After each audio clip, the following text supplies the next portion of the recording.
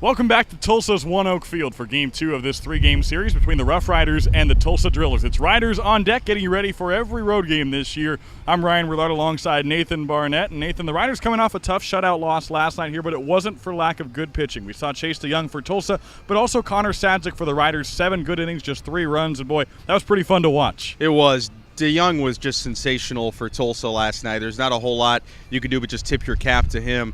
1 hard hit ball really off him all night long, maybe 2, and the RoughRiders just couldn't quite get enough going against him. They had a shot against the bullpen but couldn't quite come through. Obviously, controversial call there in the 8th inning hurt their chances to rally. But you said about Connor Sadzik, I mean, most nights we're saying that's good enough to win with the way this offense scores, and that's 4 straight outings for Sadzik now that he's gone 7 innings. And last night, like his last couple of outings before that, I think even better than his line indicated, giving up 3 runs all earned. He had 2 really bad pitches that hurt him in the 2-run 4th inning that he allowed, where he gave up a run on a bases-loaded hit batter and then allowed a wild pitch to bring in another. Otherwise, he was pretty darn dominant, and a lot of the hits were soft off him. Right, it's been the trend lately. A couple of rough patches. Last night, certainly the case again. You talked about DeYoung giving up 1 hard hit ball. That was Ronald Guzman's triple there in the 5th last night. Riders had a good chance to tie the game there, or at least get a run back, and missed it. But Guzman continuing to come through. He has just been so consistent, and in a lot of ways, I feel like that's probably helping this team just to know that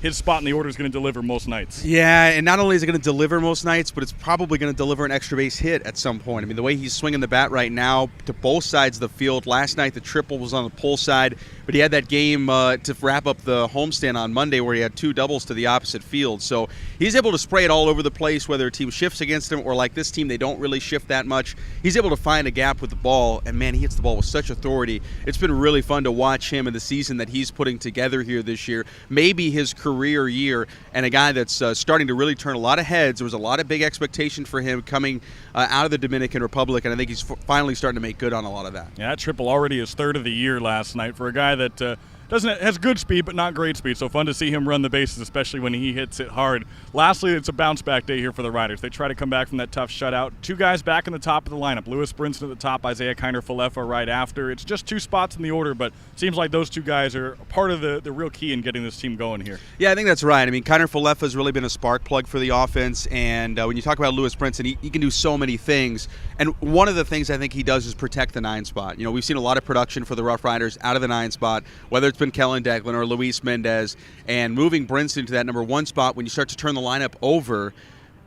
Brinson's numbers aren't great this year, but teams respect the heck out of him, and the way that we've seen teams pitch to him, they don't want a runner to be on base when he comes to the plate. So, you know, I think it helps see that number 9 spot get a lot more fastballs to hit, and when you put Luis Mendez or Kellen Declan in a spot where they can see a good fastball to hit, they're going to make good on that and do some damage. So he and Kiner-Falefa both bring a lot to the lineup, and I don't think it's any coincidence necessarily that they were shut out in a game where those 2 were on the bench. Bottom of the order has been good. Top of the order has been good. Really, all kinds of parts of the order have been playing well for the RoughRiders lately. They put Victor Payano on the mound for Game 2 tonight. We take the air at 6:30 with the Dr. Pepper pregame show. First pitch at 7:05. You can listen on TuneIn Radio, RidersBaseball.com, and the First Pitch app as we get you ready for the middle game of this 3-game set here in Tulsa. That'll do it for Riders on Deck, though. For Nathan Barnett, I'm Ryan Rillard. Thanks for watching.